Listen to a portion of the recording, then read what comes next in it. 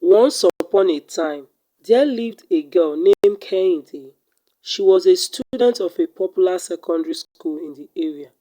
She had been brought from her village to care for her auntie's children.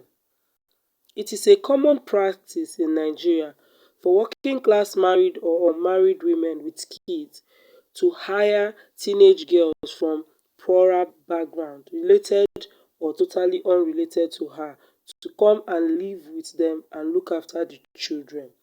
They would do most household chores while the person they stay with pay for their education, feed and clothe them.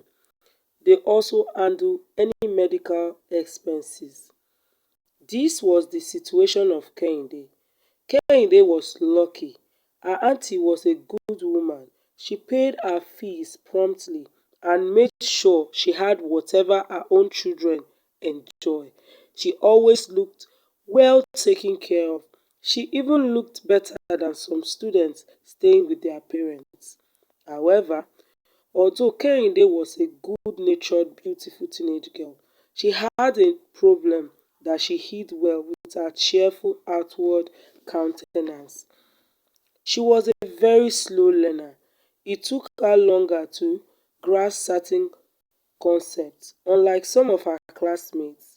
Due to this reason, she always ended up being among the people who took the last position after every class.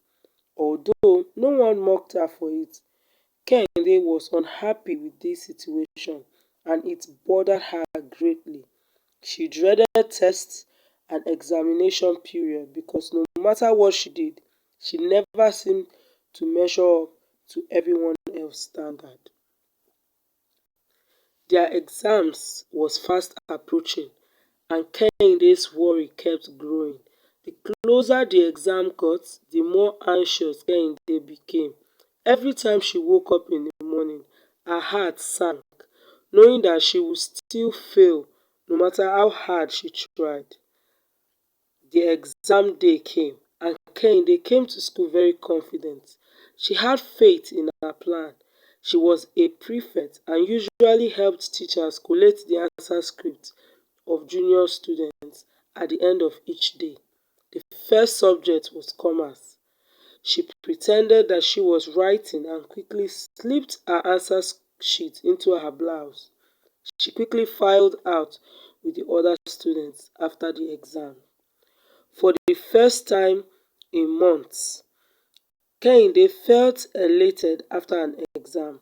She took the answer sheet home, took her time to use all resources available to her to answer it, and came to school the next day with the answered questions. Kehinde volunteered to sort and collate unmarked scripts once they had finished exam for the juniors, and quietly slipped her answers into the scripts as well.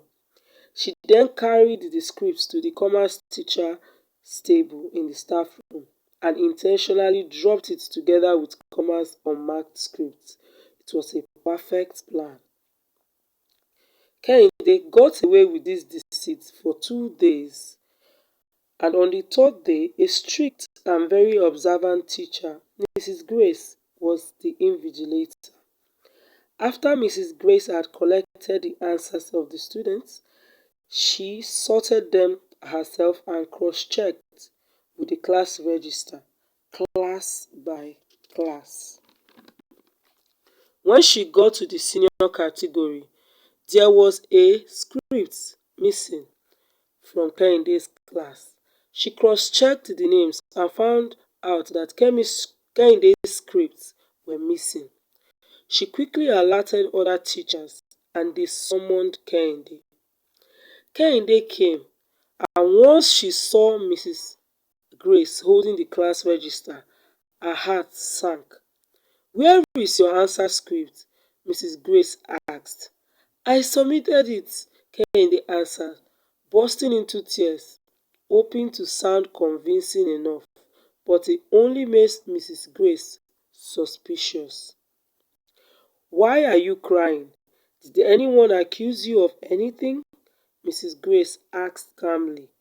"I submitted it to Miss Joy, ma," Kehinde responded, crying harder. But Miss Joy didn't invigilate today. I did, Mrs. Grace responded. Are you going to tell me where your script is, or should I call your auntie? Mrs. Grace threatened, hoping to get the truth out of her. Ma, I submitted it, ma, Kehinde said, adamant. Mrs. Grace was convinced that something was amiss. She asked Kehinde to take her to where she sat. She went there and searched and found nothing. I'll have to check you and your bag, Mrs. Grace told her. Immediately Mrs. Grace searched her, the script fell out of her blouse to the floor. All the teachers gasped. They couldn't believe their eyes. No wonder she could get such high marks in commerce. I was so impressed that I even gave her a gift, Miss Stoker exclaimed, looking at her in disbelief. Mrs. Grace looked at her up and down and shook her head. She went to her chair and called her to sit in front of her. Why did you do that? Mrs. Grace said calmly. I didn't expect this kind of antic from you. You're such a good girl. I had prayed and hoped I never found those scripts, Mrs. Grace said, her voice full of disappointment. Upon hearing this, Kehinde felt so bad that she began to cry afresh. Stop crying and tell me what made you do this. I don't understand anything. No matter how hard I worked at my studies, I always fall behind, she blurted out. Everyone was quiet. They went from judging her to pitying her. My dear, not being able to comprehend everything at once is not a crime. Why didn't you tell me or the other teachers so we can try different things and find the one that works for you? Mrs. Grace said. I thought you will brush me off, Kehinde replied.